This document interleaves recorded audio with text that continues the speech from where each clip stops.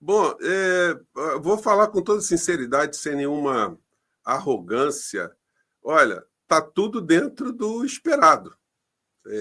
E o mais incrível é ter gente se surpreendendo com o que está acontecendo. Porque, lamentavelmente, o que nós estamos assistindo é uma espécie de conluio do bundamolismo, ou a frente ampla do bundamolismo. Por quê? Porque, olha, o Lula não é presidente pela primeira vez. Ele já veio de outras experiências. As pessoas que estão próximas do Lula também não são pessoas que chegaram ao poder a primeira vez. As pessoas, em geral, que fazem parte das pessoas que estão próximas do presidente Lula, tanto dentro do Partido dos Trabalhadores, pessoas que circulam, também não nasceram agora. As pessoas vieram de outras experiências também. Não é possível que ninguém tenha uma leitura política para enxergar aquilo que nós já enxergávamos lá atrás. Do que eu estou dizendo exatamente? O Brasil passou por um processo eleitoral extremamente dramático, porque nós tivemos uma pessoa totalmente criminosa e desqualificada, representando o grande capital, os interesses econômicos nacionais e transnacionais contra os interesses do povo brasileiro. Tivemos o discurso político sendo arrastado para o esgoto, um bombardeio gigantesco de redes de extrema-direita nas redes sociais, fazendo uma correia de retransmissão da doutrinação ideológica, o ativismo político, o ativismo econômico, ativismo moral e ético dos grandes veículos de comunicação. Então, o Lula ter ganho as eleições como ganhou, inclusive com alianças, até alianças não muito bem desenhadas, né? Porque foi uma aliança quase espontânea, informal do eleitor. Uma grande parte do eleitor do Ciro Gomes votou no Lula, uma grande parte dos eleitores de Simone Tebet também votaram no Lula, isso até no primeiro turno. As pessoas já foram, tanto é que a candidatura do Ciro simplesmente foi desintegrada, né? E as pessoas que não acompanham muito a política no cotidiano, ao compararem o que seria a continuidade do governo Bolsonaro e uma experiência com o governo Lula, por exclusão, votaram no Lula. Então, o Lula ele foi eleito com uma grande margem de votos de pessoas que já são simpáticas ao Lula, são petistas, pessoas que já têm essa convicção ideológica e eleitoral, mas o Lula também recebeu um mundaréu de votos de pessoas que não são nem petistas nem lulistas e que estavam aguardando um governo melhor. E o que acontece? Todo mundo sabe que quando um governante se elege, há todo um astral, há uma aura de positividade, porque as esperanças são muito grandes, e mesmo quem não tem essa esperança, né, as pessoas que perderam as eleições e que não são radicais, elas falam, olha, eu perdi a eleição, não era meu candidato, mas vamos ver se vai dar certo esse troço aí, vamos ver se eu estou certo ou não estou certo. Então, nesse momento inicial que um governo ganha as eleições, é o momento de implementar já uma série de mudanças, de transformações, de se apresentar, de ampliar o apoio popular, porque a batalha iria ser muito grande. E o que nós vimos no governo Lula? Claro, teve o começo do 8 de janeiro, que também poderia ter sido utilizado como um ambiente para politizar mais a sociedade, para ter um envolvimento maior, enfim, e a coisa ficou sendo tratada mais no campo institucional. Tanto é que, depois do episódio do episódio passar, a gente viu uma lerdeza muito grande da responsabilização dos principais atores dessa história. Então, o que eu quero dizer? Já era previsível que um governo que ganha as eleições, que ele passa por um período de lua de mel, e se ele não apresentar modificações muito fortes, muito contundentes, nesse começo, a tendência é ele perdendo o capital político. E como é que você faz isso se você herdou ali um governo totalmente desastroso, um país desarticulado, com as instituições enfraquecidas, com um Congresso Nacional desfavorável, um Congresso conservador. E aí é o seguinte, não é privilégio do Brasil a gente ter um Congresso conservador hoje, não. Os congressos nacionais nossos, historicamente, eles sempre foram conservadores, sempre foram de direita. As frações progressistas de esquerda, né, no Congresso Nacional sempre foram minoritárias em todo o tempo da história do nosso país. Então, a realidade já era uma realidade esperada, né? Pelo menos para as pessoas que têm uma leitura racional do que acontece nesse tipo de processo. E não é uma leitura que se deveria fazer apenas para o Brasil, não. É uma leitura que acontece no mundo inteiro. Ganhou as eleições, tem uma lua de mel, tem que apresentar. E o que deveria ter sido feito desde o começo? Uma estratégia de comunicação para manter acesa toda essa esperança, explicar para a sociedade as dificuldades, explicar a correlação de forças, explicar o comportamento do mercado, explicar como atuam os grandes veículos de comunicação, explicar como age a extrema-direita nas redes sociais, enfim. E fazer esse embate diário. E o que eu sugeri, logo no começo do governo Lula, com os canais que eu tinha, é que se adaptasse para o Brasil o modelo de comunicação do México, que está passando por um grande processo de reformas muito interessante para a gente mergulhar profundamente sobre o que está acontecendo naquele país. E as pessoas podem dizer assim, mas o México é diferente do Brasil. Sim, mas estruturalmente era igual ou pior, porque lá também tem uma extrema-direita e tem um problema para eles lá, né? Que nós estamos longe desse problema, porque eles são vizinhos dos Estados Unidos. Então, a influência lá é muito maior, é muito direta, economicamente é radical. Então, um país patriarcal, um país conservador, com abismos sociais gigantescos também, com uma política totalmente corrupta ou dentro de um ambiente de corrupção que se criou esse tempo todo. E aí você teve a eleição do López Obrador no México e que começou a implementar mudanças muito importantes, a ponto de essas transformações que ganhou apoio graças à comunicação que ele estabeleceu direto com o povo, fazendo lives todos os dias de manhã cedo. O López Obrador passou a ser o maior youtuber do México. Com os programas que ele sempre fez, ele gerava milhares de outros canais que foram crescendo, fazendo recortes, fazendo os debates, enfim. Moral da história. Na eleição passada, porque no México o mandato é um mandato de 6 anos, e depois de ele ter concluído o mandato de 6 anos, ele conseguiu eleger a maior parte dos governadores do México, 2/3 da Câmara, 2/3 do Senado, e elegeu uma mulher ambientalista, engenheira, socialista e judia, num país com todas essas situações. Então, a gente tem que estudar, a gente tem que mirar o que aconteceu. Infelizmente, o governo Lula está entregando muita coisa, está reformando muitas estruturas do Estado, está recuperando muitas coisas, está tendo indicadores econômicos muito bons, diante de tudo aquilo que foi herdado. No entanto, não consegue se comunicar. E sem comunicação, aonde a gente chega? A gente chega na perda de popularidade. Porque, objetivamente, se você analisar o governo Lula com o governo Bolsonaro, em todos os indicadores, o governo Lula é 10 vezes superior. E isso não aparece. Isso se dá à falta de comunicação e o bundamolismo ao redor do Lula, de não ter trazido o Lula para esse tipo de posição, explicar para o Lula, olha só, sem rede social, sem se comunicar, os tempos hoje são diferentes, hoje não é só televisão, hoje não é só a Rede Globo, SBT, Record, não são jornais impressos que estão formando a opinião pública, tem que disputar o espaço político nas redes sociais, tem que estar presente, tem que estar falando.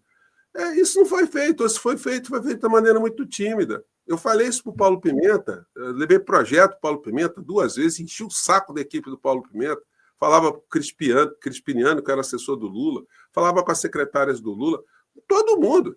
Mas ninguém, o PT ficou completamente omisso nessa história também. Então, eu estou desenhando aqui um cenário para tentar explicar por que nós estamos nessa situação. E isso para todos nós, porque qual é a alternativa? A alternativa ao que temos hoje no campo progressista é acontecer uma hecatombe, voltar à direita ou voltar um oportunista como um Pablo Marçal da vida. Então, o Lula fez a mudança agora na comunicação, mas ele colocou um publicitário. E o publicitário, ele é um cara que vende produto para as mídias tradicionais e tal. E a lógica, me parece que ainda está equivocada. Se a comunicação não for tratada de uma forma, de uma presença direta do presidente da República, olha, a gente vamos gramar muito. Os nossos canais aqui vão fazer a contenção desse processo de direita, de conservadorismo e de tudo aquilo que a gente já combate há muito tempo. Seremos nós aqui que faremos a diferença. Professor, eu queria já aproveitar e entrar logo no tema mais importante aqui do nosso papo hoje, que é justamente esse julgamento aí da denúncia contra o ex-presidente Jair Bolsonaro e outras 7 pessoas que foram indiciadas pela Procuradoria-Geral da República por tentativa de golpe de Estado lá no ano de 2022. Ontem esse julgamento foi iniciado e os indiciados aí pela PGR são Alexandre Ramagem, além do Jair Bolsonaro, óbvio, o almirante Almir Garnier, Anderson Torres, os generais Augusto Heleno, Paulo Sérgio Nogueira e Braga Neto, além do coronel Mauro Cid. Todos eles fariam parte, de acordo com a denúncia, do núcleo crucial dessa organização criminosa. Na primeira sessão, na manhã de ontem, o relator do caso, o ministro Alexandre de Moraes, leu o documento que lista as condutas de Bolsonaro e dos demais acusados. Na sequência, o PGR, o Procurador-Geral da República, Paulo Gonet, fez lá as suas argumentações. Logo depois, as defesas dos denunciados se posicionaram. À tarde foram discutidas questões processuais, como afastamento de ministros e a transferência do julgamento para o plenário do Supremo. Todas essas questões foram ultrapassadas, foram negadas. Só para registrar, as denúncias se dão pelos supostos crimes de abolição violenta do Estado Democrático de Direito, tentativa de golpe de Estado, organização criminosa, dano qualificado e deterioração do patrimônio tombado. Um julgamento cercado de expectativas, viu, professor José? E eu gostaria de ouvir uma análise sua sobre a repercussão a respeito do que nós tivemos aí nesse primeiro dia. Tudo dentro da normalidade? Algo merece ser destacado nessas primeiras análises aí no dia de ontem? Olha, eu achei que transcorreu tudo dentro do que deveria acontecer, né? Nenhum solavanco. Eu acho que os pontos negativos aí ficam pela posição que o ministro Fux adotou em algumas discussões ali. Ele meio que desafinou da orquestra. Quando ele levanta a discordância sobre o julgamento do crime ser no plenário ou na primeira turma, é uma coisa engraçada, porque já era uma discussão que já tinha sido ultrapassada, tinha sido vencida, e, no entanto, ele manifestou o entendimento contrário, jogando ali, dando uma boia de salvação argumentativa para as pessoas da extrema-direita.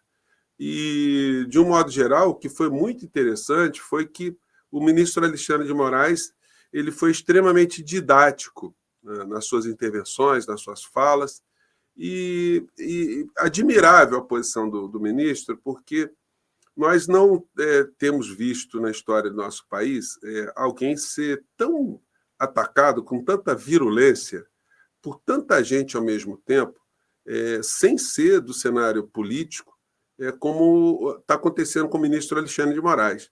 Ele enfrenta uma batalha sem paridades de armas algumas, né? Porque ele não tem rede social, ele não dá entrevistas, ele, enfim, não se expõe, até porque um magistrado não deve se expor mesmo para discutir temas dos quais ele está julgando, mas isso torna o ministro apenas uma vidraça, né? Ele fica sofrendo ali avalanches de agressões, de desinformações, de ataques, de todo tipo de de ameaças, desde as concretas até as aleatórias, estapafúrdias, alienígenas, do tipo o Elon Musk vai acabar com o Alexandre de Moraes, e o Trump vai acabar com o Alexandre de Moraes, e o Congresso americano vai acabar com o Congresso, e os deputados, enfim, vão tirar o cartão de crédito dele, ele não vai poder mais viajar, e, enfim.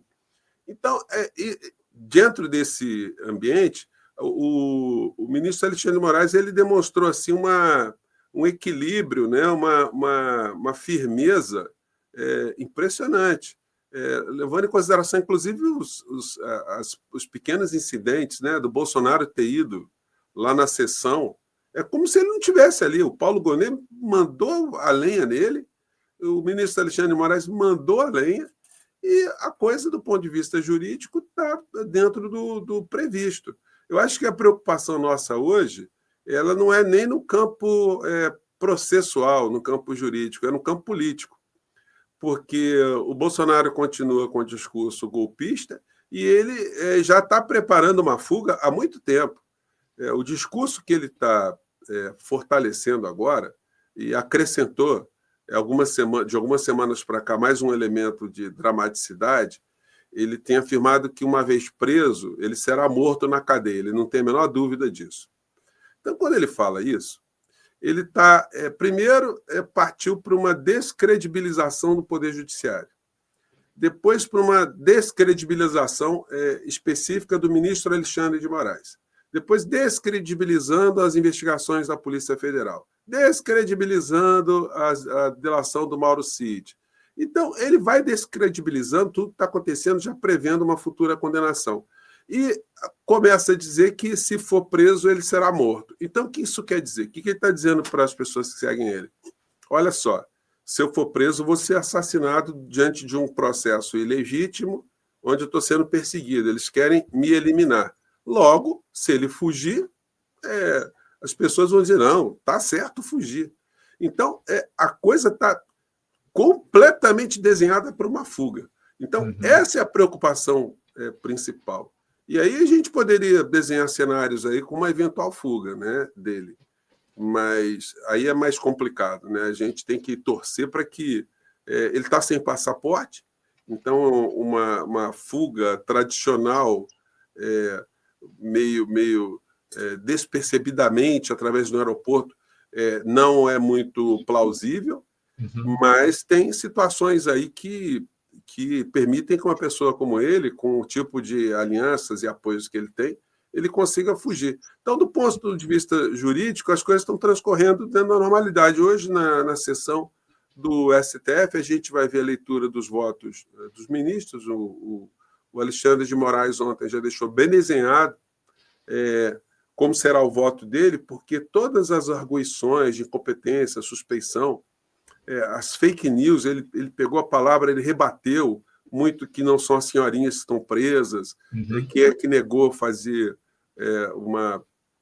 um acordo com a PGR, com a Justiça, para não ficar na cadeia, o perfil dessas pessoas, enfim, o volume de penas. Ele foi muito didático nisso. E então, hoje, a gente deve assistir os votos dos ministros, e aí eu acho que a gente vai ter o voto do Fux, que vai ter essas celeumas, né? Ele vai fazer a divergência em relação à competência, e outra divergência que ele teve foi em relação à legitimidade da delação do Mauro Cid, que ele afirmou que foram 9 vezes que ele foi ouvido, e que isso merece uma discussão maior, né?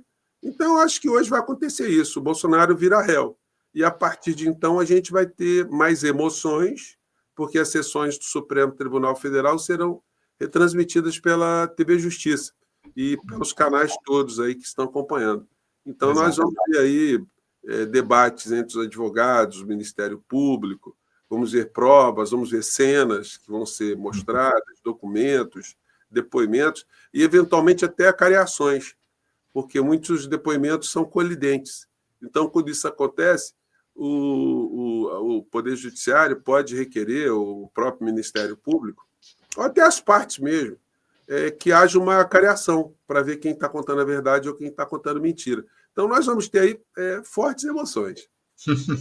É o que a gente espera, fortes emoções aí ao longo dos próximos tempos diante desse julgamento. Hoje, muitos canais aí vão transmitir o julgamento da denúncia, inclusive o seu portal vai transmitir lá o julgamento. A gente vai continuar aqui no programa ao vivo e certamente, quando o caso for julgado no mérito, a gente também vai fazer essa transmissão aqui no Faixa Livre. Agora, professor, eu queria começar a analisar essas divergências que surgiram lá no Supremo Tribunal Federal e na primeira turma ontem, e também alguns episódios aí que se deram nesse primeiro dia de julgamento. Por exemplo, o advogado do Jair Bolsonaro, o Celso Vilardi, ele argumentou, entre outros, que não se achou absolutamente nada contra o ex-presidente. Disse também que o Bolsonaro foi o presidente mais investigado da história do país.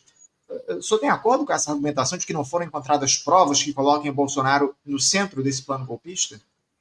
O advogado está fazendo o papel que lhe cabe, né?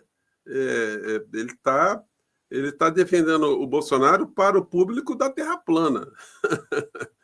Porque, enfim, é o direito que ele tem de fazer a defesa dele. Agora, ele está numa tarefa muito inglória, como se ele tivesse, depois de terminado o apartheid na África do Sul, dizendo para as pessoas que não houve apartheid na África do Sul, e uma vez comprovado que houve apartheid, que não teve nenhum branco que teve participação no apartheid. O apartheid surgiu espontaneamente.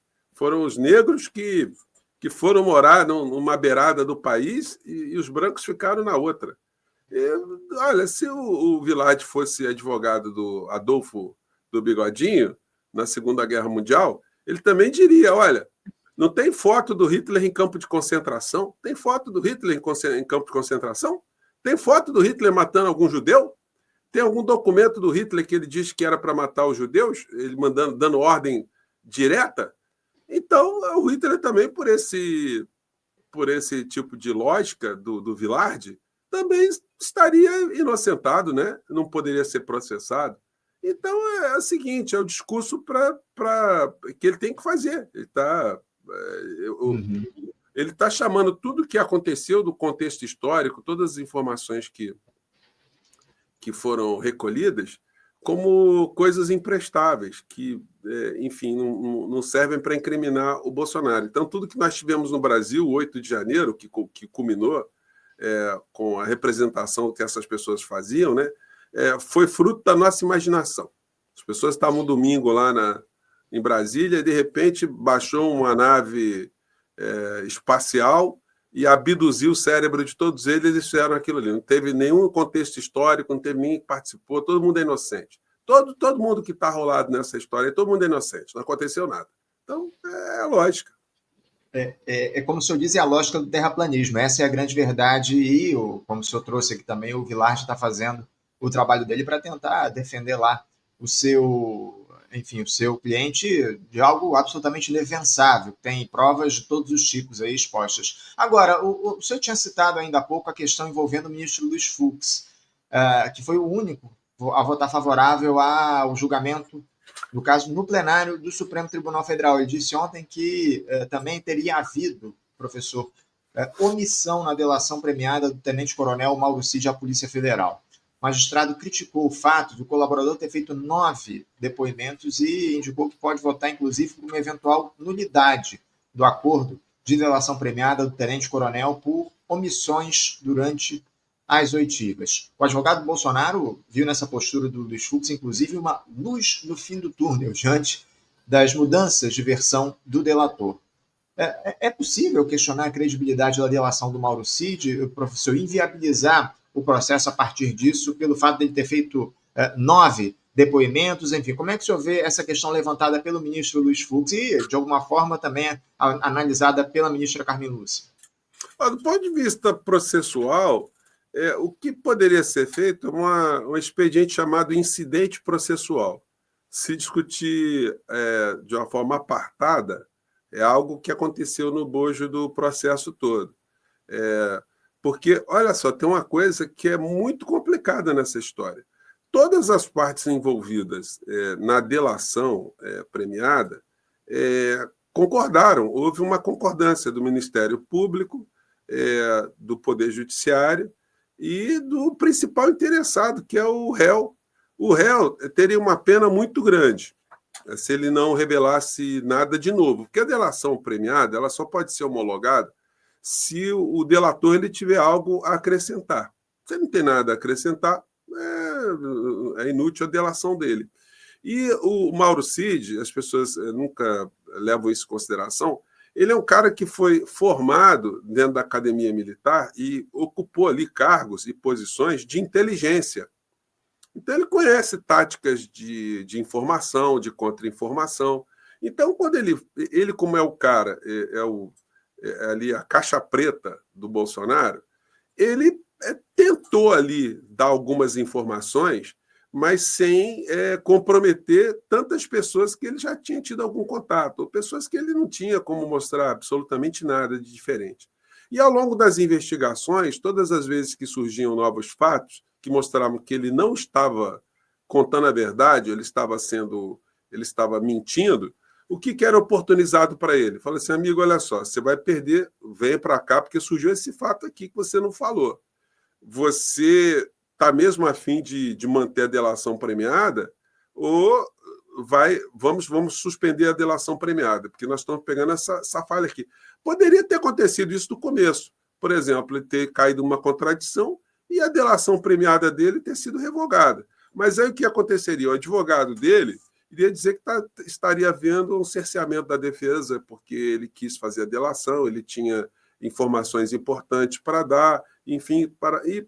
Então, o roteiro da coisa está assim. Então, quem poderia arguir uma nulidade dessa delação, do ponto de vista jurídico, seria as partes que estão envolvidas no meio dessa história, mas com uma prova cabal de que houve uma ilegalidade que tem que ser comprovada.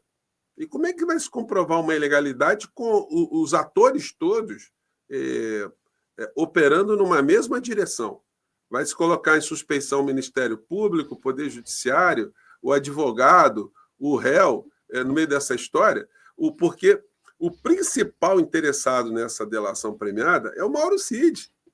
Se ele tiver a delação premiada neutralizada, se isso fosse possível, né, a não ser que se descobrisse assim, uma coisa absurda, uma corrupção, uma compra de opinião, uma compra de depoimentos, né, que se fosse comprovado e tal.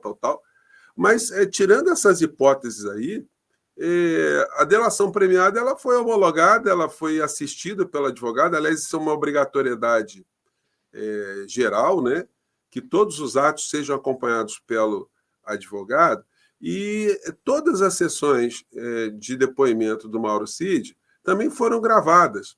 Então, eu acho que o Fux ele levantou essa história aí que vai dar argumentos para a defesa tentar pegar a construção desses depoimentos do Mauro Cid e fazer o que eles fazem sempre, recortes das falas do Cid, montar as contradições para dizer que a delação dele foi viciada, enfim.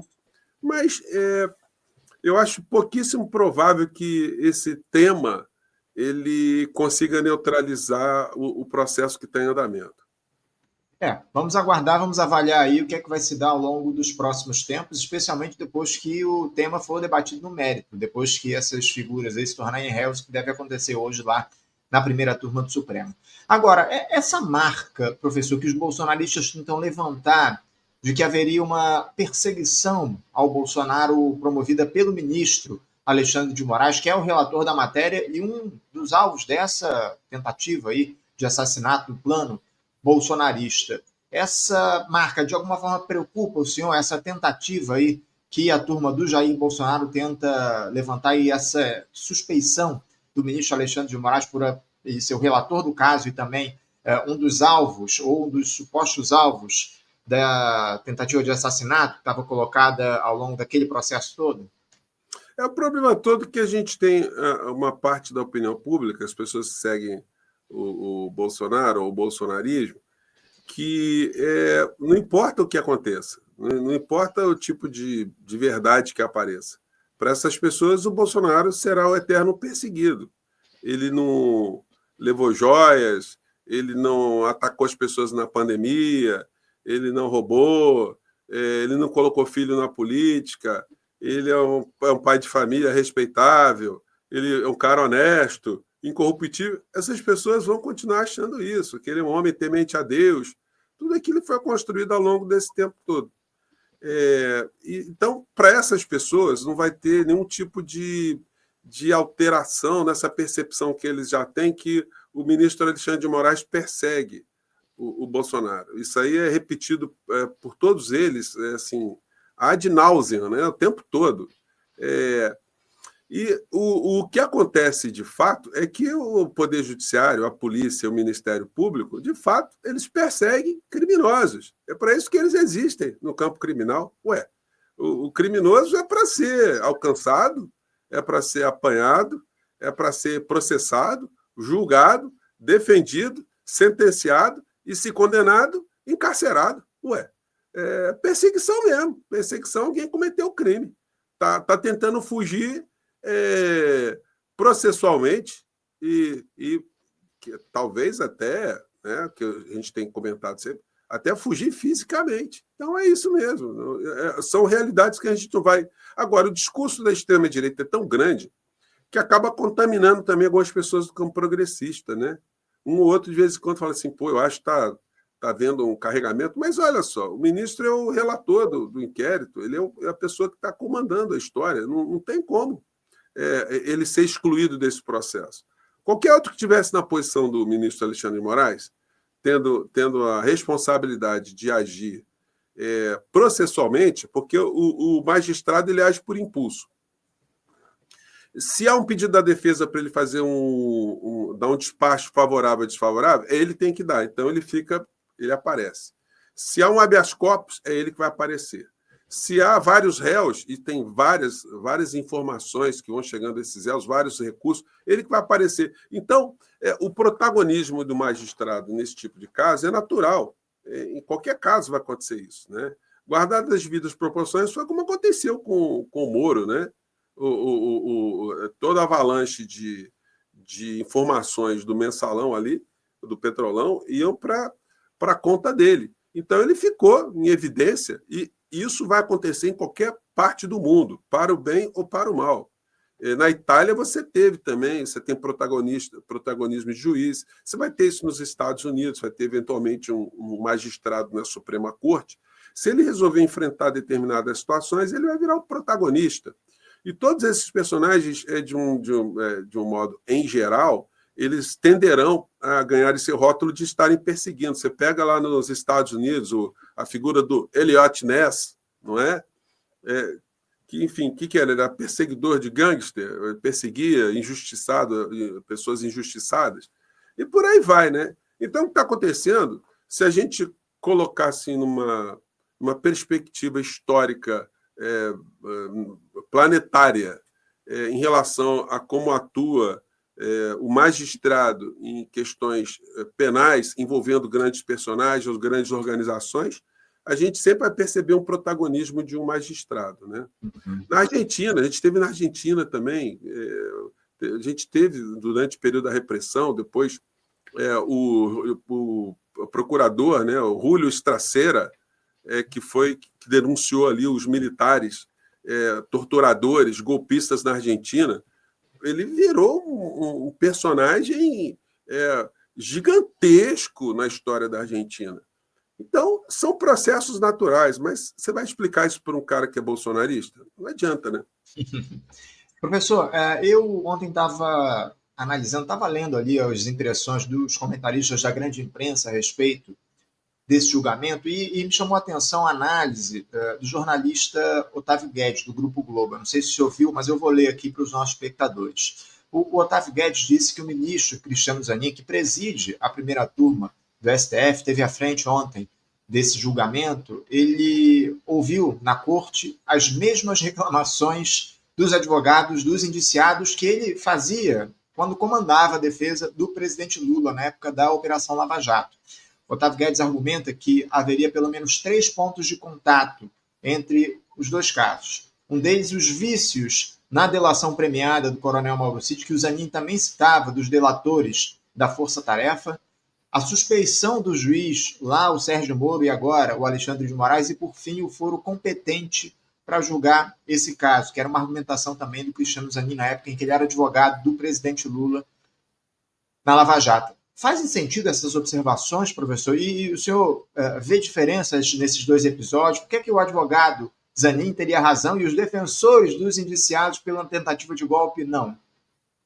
Na verdade, é o seguinte, do ponto de vista conceitual, a observação do Guedinho está certo, está certo.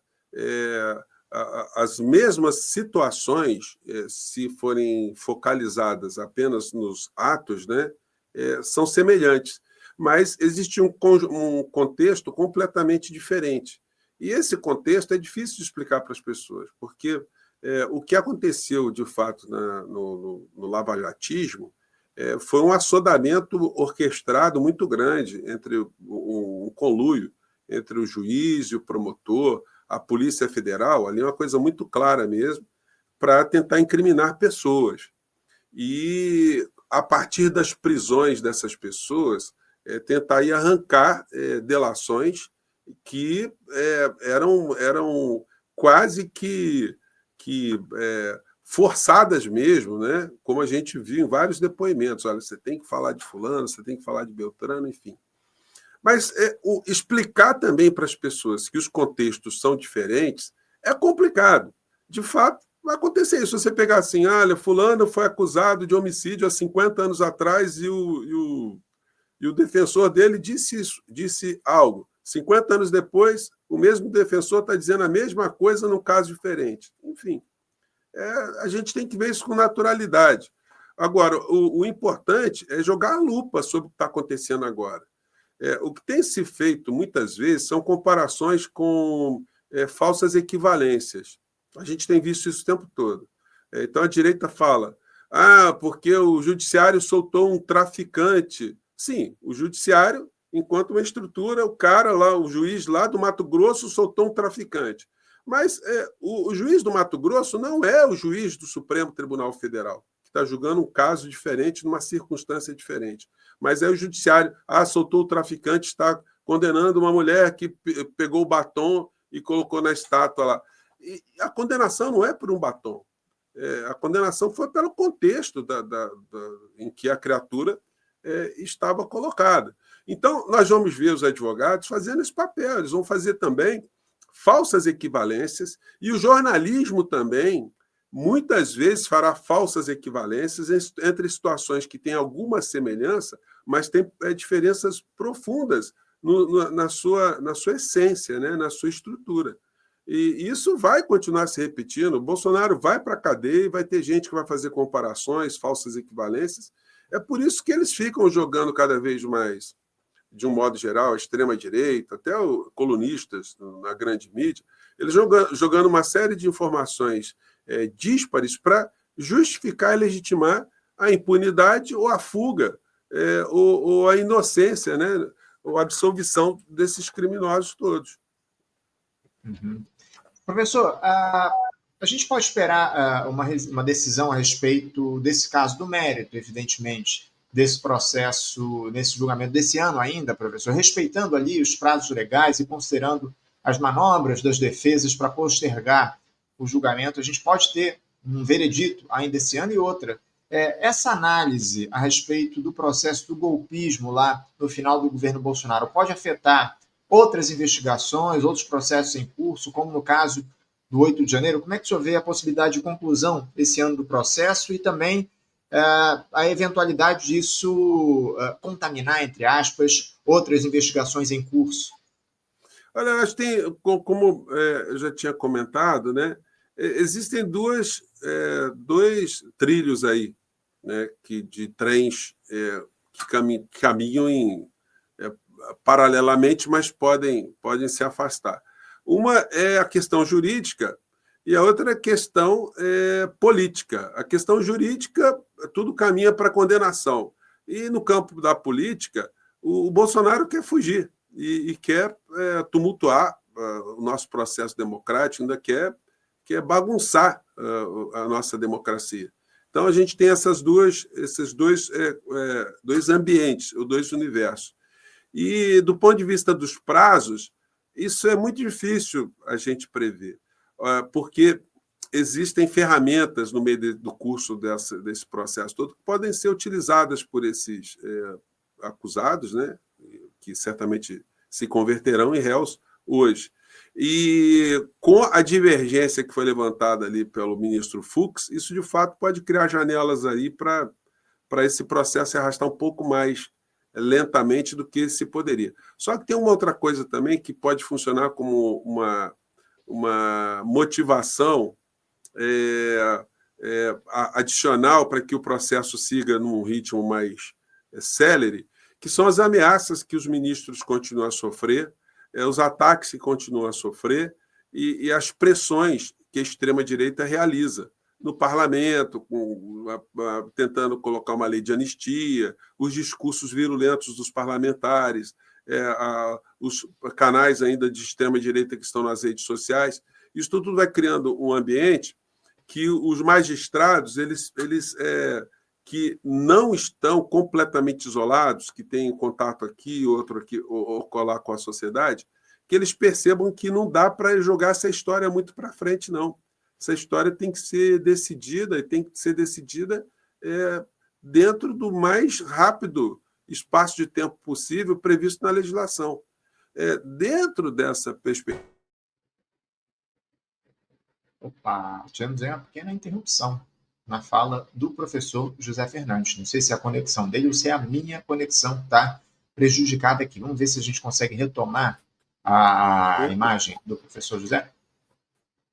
Parece que está travado aqui. Vamos ver se a gente retoma. Aí o professor, o senhor me escuta? O senhor me escuta? Eu estou escutando, é que dá uma falhada aí. E você está me escutando? Isso.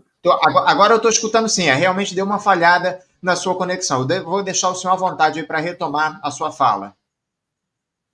Então é o seguinte, há quem diga que uma sentença contra a Sorcrim ela aconteça no máximo até julho. Uhum. Mas, enfim, nós estamos lidando aí com um monstro vivo, né? Que é o processo penal. Então, se surge um fato novo, enfim, é difícil. Agora, dentro do que está sendo desenhado, é possível que até no máximo setembro a gente tenha uma prisão aí da figura do inelegível. Agora, tem uma coisa também, né? O Collor de Mello ele foi condenado também pelo Supremo Tribunal Federal e está conseguindo ainda alguns recursos depois da sentença condenatória e que ninguém entende ainda por que ele não foi para a cadeia. Então, eu acho que é uma coisa que vai vir à tona também, porque senão, de fato, a gente vai condenar um criminoso e vai ficar assistindo o criminoso ainda atuando livre, usando ainda alguns recursos de última hora, né? É isso. Professor, o questionamento das instituições burguesas, isso é uma marca da nossa esquerda, criticando sempre o caráter de classe que permeia esses ambientes. Por mais que uma condenação do Bolsonaro pela justiça seja algo que esteja colocado, dá para o nosso campo se conter ou se contentar com isso, restringir a sua atuação a partir do que o judiciário decidir sobre os crimes cometidos pelo ex-presidente? Que tipo de atuação a esquerda deveria ter a partir ou após essa eventual condenação para mostrar, para deixar evidente à sociedade o que representa essa direita no Brasil, professor? Olha, você tocou num ponto-chave, tá? Porque o Poder Judiciário no mundo inteiro ele é um poder conservador. Você não tem um Poder Judiciário que seja revolucionário. Né? A não ser num país que tenha feito a revolução e que tenha tido um poder judiciário comprometido com a revolução. Né? Mas, de um modo em geral, as cortes elas estão ali para aplicar o direito posto, interpretarem o direito posto em conflitos que estão sendo colocados ali. Agora, o judiciário julga leis, mas quem faz essas leis? As leis são sempre... Um professor meu ele dizia que a lei é a fatificação da moral de determinada classe dirigente em em determinado período histórico. O que quer dizer isso? O que é a fatificação da moral? É você pegar a sua moral, o que você entende sobre economia, sobre religião, sobre política, sobre direito, sobre propriedade privada, e colocar isso numa lei. É a sua moral. Mas quem é que tem condição de fazer isso? A classe dirigente. A classe que tem o poder militar, religioso, midiático, enfim, econômico, enfim, industrial. Então, essa classe dirigente vai fazer as suas leis. E, uma vez feitas essas leis serão interpretadas por uma corte que julgará eventuais conflitos com essas leis. Se as pessoas têm dúvida, é só atrasar o cartão de crédito aqui no Brasil. Atrasa o cartão de crédito, você fica 3 meses sem pagar, aí você vai ver que o cartão de crédito está te cobrando 200% de juros, e mais multa e tal, e você vai entrar na justiça e vai falar assim, magistrado, isso é uma iniquidade, a inflação no Brasil está 5%, 6%, e o banco está me cobrando 300%. O juiz vai dizer, é a lei. Se não pagar, eu vou tomar os bens todos. Então, o que a gente pode esperar do Poder Judiciário? O Poder Judiciário, nesse caso, a gente não pode perder de vista que o ministro que está capitaneando tudo isso, ele é um ministro conservador também. O ministro Alexandre de Moraes não é de esquerda, ele não é revolucionário, ele foi indicado pelo Temer, né? Mas dentro desse positivismo de classe, né, essa interpretação que o Poder Judiciário cumpre um papel, ele está defendendo ali a instituição, o Poder Judiciário, a Suprema Corte, e está defendendo a legalidade, a ordem jurídica. E, para fazer isso, ele tem que fazer aquilo que está fazendo, porque senão, de fato, vira uma grande bagunça. E ele, como tem esse entendimento, ele está sendo extremamente firme na perseguição desse propósito. Agora, se você observar, o ministro Alexandre de Moraes, em julgamento sobre privatização, fatiamento de Petrobras, Eletrobras, o que pintar, ele ele está sempre votando ao lado do interesse do grande capital, dos grandes grupos econômicos. De um certo modo, os magistrados eles ficam presos também a essas amarrações, todas as leis que eles não fizeram. Você pode encontrar um ministro como Flávio Dino, que vai pegar ali uma brecha nesse arcabouço todo para agir a favor da sociedade. Você pode pegar um caso ou outro, um ministro ali, mas, de um modo geral, é muito difícil alguém chegar até a Suprema Corte de um país como o nosso sem ter um compromisso com interesses muito importantes, interesses econômicos, interesses corporativos, interesses religiosos, enfim. Isso acontece no Brasil e acontece em outras partes do mundo também. O Brasil, quando criou a nossa Constituição, desde as primeiras até agora a última, se inspirou num modelo muito parecido com o modelo norte-americano, onde os magistrados eles são indicados pelo presidente, pelo Poder Executivo, e são chancelados pelo Senado. O Senado, lá nos Estados Unidos, o Senado sempre foi uma casa da oligarquia econômica nos Estados Unidos. Então, para alguém virar ministro da Suprema Corte nos Estados Unidos, tinha que ser indicado primeiro pelo presidente da República, que sempre também era eleito por esse conjunto de entendimento da sociedade de um modo em geral, com todas as influências econômicas que fazem o presidente nos Estados Unidos ser eleito. Uma vez eleito, a indicação para ministros da Suprema Corte também tinha que ser chancelada pelo Senado. No Brasil, a gente trouxe esse modelo para cá, onde o presidente da República indica os ministros da Suprema Corte e que passam também pelo Senado. E o Senado, no nosso país, também é a casa de representação de interesses corporativos, interesses econômicos muito grandes.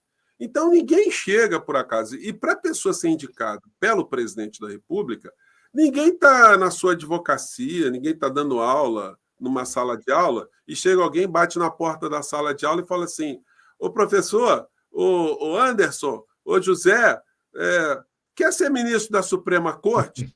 Isso não acontece.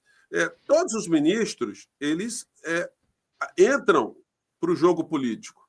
Eles têm que conversar. Alguém chega e fala: olha, fulano quer ser ministro do Supremo Tribunal Federal. Às vezes passam anos. Por exemplo, o ministro Barroso. O ministro Barroso é um cara que tem visões muito progressistas, muito democráticas e tal, mas ele ficou anos advogando ali no entorno do Supremo Tribunal Federal, em Brasília, e fez muita política até chegar a ser indicado como ministro do Supremo Tribunal Federal. E há momentos assim que você tem, por exemplo, um Cássio Nunes Marques. Ele é um cara que também trabalhou intensamente para ser alçado à condição de ministro durante anos, fazendo aliança aqui e acolá. Então, por quê? Quem que essas pessoas representam quando chegam lá? O ministro Fux, ele também fez um périplo muito grande. Ele chegou a pedir audiência com o José Dirceu, né, para conseguir o apoio, para ser indicado como ministro do Supremo Tribunal Federal. Depois, os ministros todos têm que visitar os gabinetes dos senadores, e aí tem conversas particulares. Então, a gente não deve guardar muitas ilusões com o Poder Judiciário de um modo em geral, porque o Poder Judiciário sempre julgará as leis que não foram feitas pela maior parte da sociedade, que não representam os interesses da sociedade. E eu sempre disse para os meus alunos, olha, vocês não querem ter problemas, fujam do Poder Judiciário. E se cair no Poder Judiciário, é Triângulo das Bermudas. A coisa mais difícil para um advogado é chegar para um cliente e falar assim, essa causa está ganha.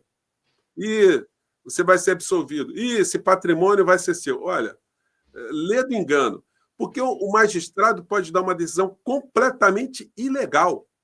E para você reverter aquela decisão ilegal, se é dada no primeiro grau, você vai passar 20 anos para conseguir reverter aquela decisão. Em 20 anos, a tua vida acabou.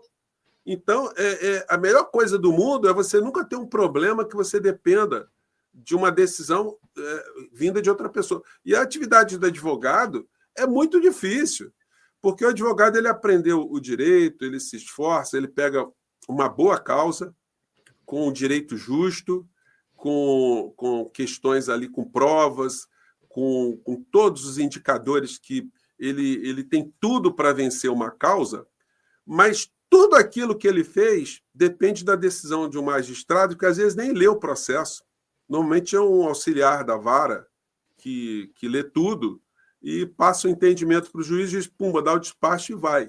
E aí sobe em grau de recurso, e acontece a mesma coisa, cai lá na mesa do desembargador, o desembargador está na Bahia, está de férias, está sempre de férias, está sempre em algum seminário, está sempre dando alguma palestra, está sempre indo em alguma posse, e aí o trouxa do advogado, coitado, se esmera, trabalha para caramba, e a decisão da vida dele, da vida de outras pessoas, depende, às vezes, de alguém que está divorciado do assunto.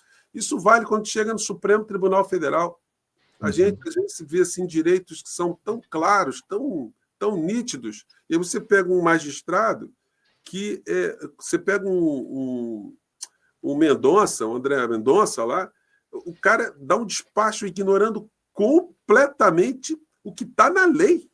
E dane-se, ele coloca ali o entendimento dele e estamos conversados. Então, nós temos que entender que as cortes, de uma maneira em geral, elas obedecem interesses de classes e sempre julgam estruturas jurídicas que, em geral, não são feitas pelo conjunto da sociedade. Não são feitas pelos sem terra, pelos operários, pelos trabalhadores, pelas donas de casa, pelos endividados, pelos sem casa, pelos sem emprego, sem educação. Não são essas pessoas que fazem o arcabouço das leis. Porque se fossem essas pessoas, a gente teria uma sociedade sem as desigualdades que nós temos, né? É isso, é isso. Professor José Fernandes Júnior, eu quero agradecer muito sua presença aqui com a gente no Faixa Livre de hoje. Muito obrigado por ter aceitado o nosso convite. Espero que a gente possa voltar a conversar aqui mais vezes e, acima de tudo, que Bolsonaro hoje se torne réu e a gente, a partir de agora, comece a ver a justiça sendo feita diante de todo o processo que a gente enfrentou ao longo dos últimos anos, com essa figura no comando do país, tentando golpes, tentando seguir no poder e se perpetuar a partir de um projeto extremista aqui no nosso país. Obrigado, professor, pela sua participação. Um bom dia ao senhor e um abraço forte. Olha, muito obrigado. E é isso aí. Acho que o nosso papel é ajudar as pessoas a terem cada vez mais esclarecimentos, né, sobre tudo que está acontecendo. Eu acho que nós temos um papel crítico em relação ao governo atual, mas é sempre muito, muito importante a gente perceber que nós não estamos numa luta dentro de um campo democrático consolidado. Nós, quando consideramos que existe algo que está aí, que tem um governo que está aí, e que tem uma série de falhas, uma série de compromissos, uma série de problemas, mas a gente olhar o que é que esteve nos ameaçando, é só a gente olhar para a Argentina, o que está acontecendo lá. A Argentina precisa ser muito estudada porque eles estão entrando num processo gradual de implementar um Estado autoritário, Estado ditatorial, para favorecer o grande capital, que foi exatamente o que aconteceria aqui no nosso país se essa gente tivesse conseguido permanecer no poder. Isso não pode ser desprezado, não. Então, gente, valeu, um grande abraço, me chamar, eu estou aqui, tá bom? E daqui a pouquinho eu estou lá no Portal do José, acompanhando a sessão lá do Supremo Tribunal Federal, tá bom? É isso. Um grande abraço. Uma boa transmissão para o senhor mais tarde, viu? Um abraço, Valeu. até a próxima. Até a próxima.